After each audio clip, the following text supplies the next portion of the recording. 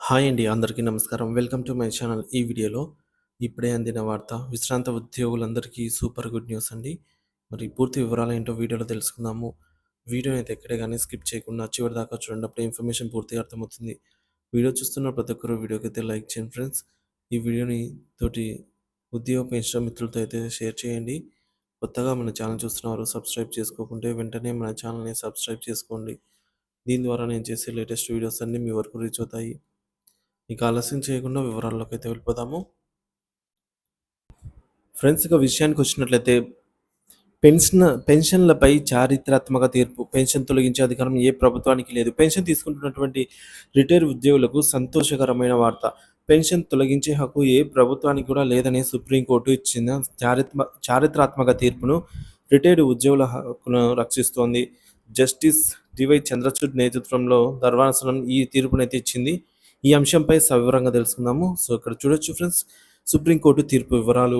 Date వచ్చేసి 17th December 1982 నాటి supreme court chief జస్టిస్గా గౌరవ శ్రీ వైవి చంద్రచూడ్ నేతృత్వంతో కూడినటువంటి ఐదుగురి ధర్మాసనం గౌరవ శ్రీ డిఎస్ నకారా కేసును వివరించి చారిత్రాత్మక తీర్పునిచ్చింది. తీర్పులోని ముఖ్య అంశాలు ఈ విధంగా ఉన్నాయి. పెన్షన్ అనేది ఉద్యోగి ప్రాథమిక హక్కు. పెన్షన్ గత సేవల ప్రతిఫలం మాత్రమే. పెన్షన్ ఎవరి దాక్షిణ్యం ఏమీ కాదు. పెన్షన్ రద్దు చేసే అధికారం ఏ ప్రభుత్వానికి లేదు.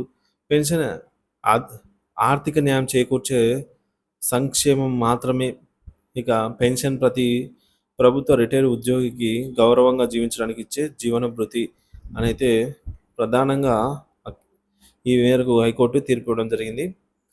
ఇక డిఎస్ నకారా కేసు చరిత్ర. అసలు డిఎస్ నకారా గారు ఎవరు ఏంటనే తెలుసుకుందాము. డిఎస్ నకారా గారు ఇండియన్స్ డిఫెన్స్ సర్వీస్లో ఫైనాన్షియల్ అడ్వైజర్గా పనిచేసి 1972లో రిటైర్ అయ్యారు. అప్పటి వరకు పరిస్థితుల్లో పెన్షన్ సిస్టంలో బ్రిటిష్ పాలన ప్రభుత్వం ప్రారంభం అయినప్పటికీ స్వతంత్ర భారతదేశంలో కొన్ని ఆర్థిక పరిస్థితుల కారణంగా పెన్షన్ సరైన విధంగా అమలు కాలేదు. మరి డిఎస్ నకారా గారు నాకు దేశానికి చేసిన సేవకు గాను వృద్ధాప్యంలో ఆర్థిక భరోసా కావాలంటూ సుప్రీంకోర్టులో కేసు వేశారు. మరి చారిత్రాత్మక తీర్పు వెలువడింది. సుప్రీంకోర్టు కీలక వ్యాఖ్యలండి. 1982లో డిసెంబర్ 15న జస్టిస్ వైవి చంద్రచూడ్ నేతృత్వంలో ఐదుగురు సభ్యుల ధర్మాసనంతో కూడినటువంటి ధర్మాసనం ఈ కేసును విచారించింది అనమాట. కోర్టు ఇచ్చిన తీర్పు పెన్షన్ హక్కు పట్ల నిర్దిష్ట స్పష్టత ఇచ్చింది. తీర్పులోని ముఖ్య అంశాలు: పెన్షన్ అనేది ఉద్యోగి ప్రాథమిక హక్కు. ఇది ఉద్యోగి చేసిన గత సేవలకు ప్రభుత్వం ఇచ్చే గౌరవ ప్రతిఫలం మాత్రమే. పెన్షన్ అనేది ఎవరి దాక్షిణ్యపు భిక్ష లేదా పునాదిపరమైనటువంటి సాయాన్ని సూచించదు. ఇది ఉద్యోగి యొక్క హక్కు. ప్రభుత్వాలు ఏ కారణం వల్ల అయినా సరే పెన్షన్ను రద్దు చేయలేవు. ఇది రిటైర్ ఉద్యోగుల జీవితానికి కీలకమైన హక్కుగా అయితే తీర్పు ఇవ్వడం జరిగింది. ఇది ప్రభుత్వ ఉద్యోగులకు గౌరవప్రదంగా జీవితం అందించేదానికి ఒక ఆర్థిక భరోసా మాత్రమే అని చెప్పి తీర్పు ఇవ్వడం జరిగింది. మరి ఈ తీర్పు ప్రభావం ఏంటంటే, ఈ చారిత్రాత్మక తీర్పు వల్ల రిటైర్డ్ ఉద్యోగులు ఆర్థిక సమస్యల గురించి ఆందోళన చెందకుండా ప్రశాంతంగా జీవించగలుగుతున్నారు. ప్రభుత్వాలు తమ ఇష్టానుసారం పెన్షన్ సిస్టంలో మార్పులను చేయకుండా తగిన హద్దుల్లోనే చర్యలు తీసుకోవాలని కూడా కోర్టు స్పష్టం చేసింది. మరి పెన్షన్ ప్రాధాన్యత, ఉద్యోగులకు గౌరవం. ప్రతిఫలంగా పెన్షన్ రిటైర్డ్ ఉద్యోగులు వారు సర్వీసులో ఉండగా చేసిన కృషికి ప్రోత్సాహకం మరియు వారి సేవల పట్ల గౌరవార్థము పెన్షన్ అనేది ఇవ్వడం జరుగుతుంది. అలాగే రెండవది జీవన భరోసా. వృద్ధాప్యంలో ఆర్థిక సాయం అందించేందుకు ఇది కీలకమైన భాగము. సో సమాజానికి సందేశం. ఉద్యోగి సేవలను గుర్తించి సంక్షేమ రాజకీయాల ఉనికిని నిరూపించే పద్ధతి. పెన్షన్ హక్కుపై ఉద్యోగుల ఆశలు. ఈ తీర్పు ఉద్యోగులలో పెద్దగా నమ్మకాన్ని కలిగించింది.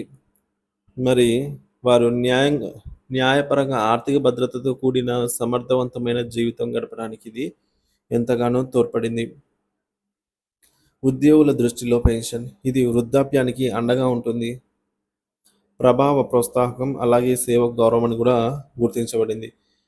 అలాగే ఫైనల్గా పెన్షన్ అనేది తొలగించే అధికారం ఏ ప్రభుత్వానికి ప్రభుత్వాలు మారచ్చు, రాజకీయ నాయకులు మారచ్చు, కానీ పెన్షన్‌ని తొలగించే హక్కు అయితే మాత్రము ఏ ప్రభుత్వానికి ఎట్టి పరిస్థితుల్లో లేదని సుప్రీంకోర్టు తేల్చి చెప్పింది.